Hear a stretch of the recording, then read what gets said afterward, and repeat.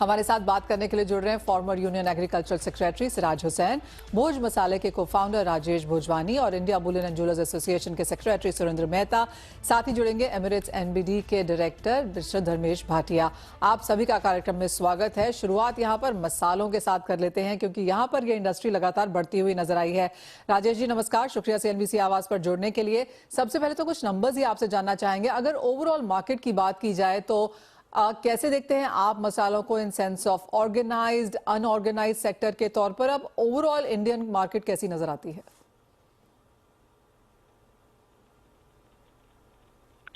South Indian agriculture is also more diversified, na? They grow masale, turmeric. Rajesh ji, आपको मेरी आवाज आ रही है?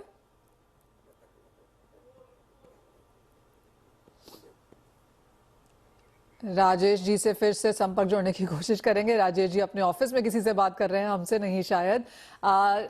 काफी हद तक हमने यहाँ पर स्ट्रेंथ नंबर्स में आते हुए देखी है। राजेश जी, अगर आपको मेरी आवाज आ रही है, आपसे जानना चाहेंगे ओवरऑल मसालों का बाजार कितना बड़ा है इंडियन मार्केट्स के लिए?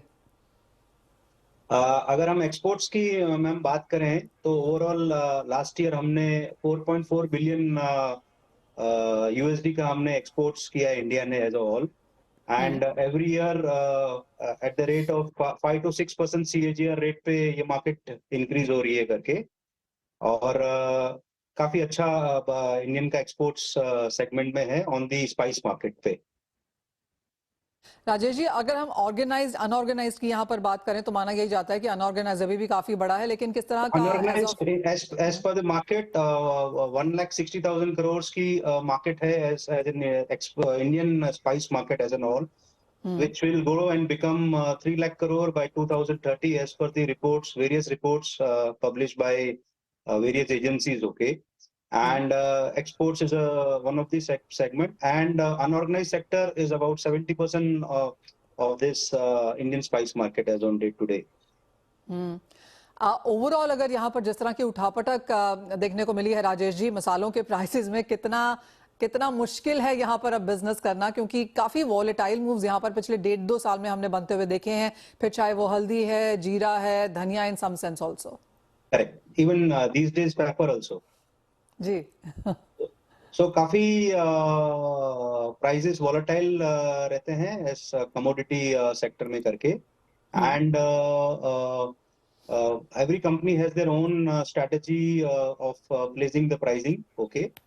We also have the same strategy. Okay. So आप commodities purchase करते हैं और उस हिसाब से फिर आपका pricing आपकी आप place करते हो market में।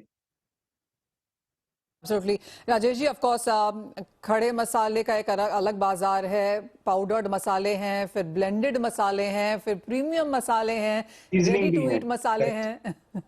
तो काफी सारी कैटेगरीज जैसे जैसे हम यहाँ पर एवरी 4-5 अभी तो हमने भी एक नई कैटेगरी स्टार्ट कर दी है, जैन मसाले, जिसमें हम स्पेशलाइज करते हैं। जी। So we are the only global D2C brand for Jain masala these days today. Okay, that's nice to know. Rajesh ji, तो किस तरह से यहाँ पर ग्रोथ, एवोल्यूशन, वैल्यू एडिशन हम बनता हुआ देख रहे हैं मसालों में? So what we are seeing, consumer are preferring to go for a quality product because recently जो episodes हुए थे मार्केट में, इंटरनेशनल मार्केट में इंडियन स्पाइस को रिलेटेड, ओके, उसके बाद कंज्यूमर्स काफी अवेयर हो गए हैं on the especially on the pesticides residuals which has been reported in the market, and people prefer to go for a premium brands and quality products. Okay, so that's where we are focusing on, and people are willing to pay a good price for a quality product. That's what trend which we are seeing now.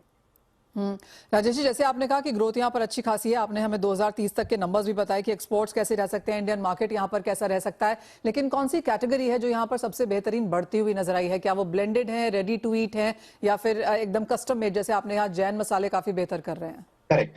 So there is an the overall spice market, if you see from a khade masale, okay, those will regularly grow at 5-6% what they are growing today. Okay. But we are seeing more of a interest coming up since globalization happened. और अभी कल ही आपने देखा था PM ने statement दिया है कि हर टेबल पे इंडिया की कोई डिश होनी चाहिए करके. So I'm definitely proud that India will definitely the Indian spice sector will definitely work out on such products where globally everybody can have a Indian cuisine on their seat. Okay एक final सवाल राजेश जी, अब यहाँ से prices को लेकर क्या sense है, कहाँ पर ज्यादा चिंता है आपको? क्योंकि जिस तरह के नंबर्स हम बनता हुआ देख रहे हैं थोड़े से सपोर्टिव ही हैं, डिमांड लगातार बढ़ रही है, मॉनसून थोड़ा सा इरेटिक रहा है, तो कोई ऐसी एरिया ओवरऑल मसालों में जहां पर आपको लगता है कि कुछ चिंता रह सकती है अवेलेबिलिटी को लेकर या प्राइसिंग को लेकर? हाँ, सो अभी इस समय अगर आप देखेंगे तो ओवरऑल ट्रेंड है वो एक स्टेबल सिनेरियो है यहाँ पे करके।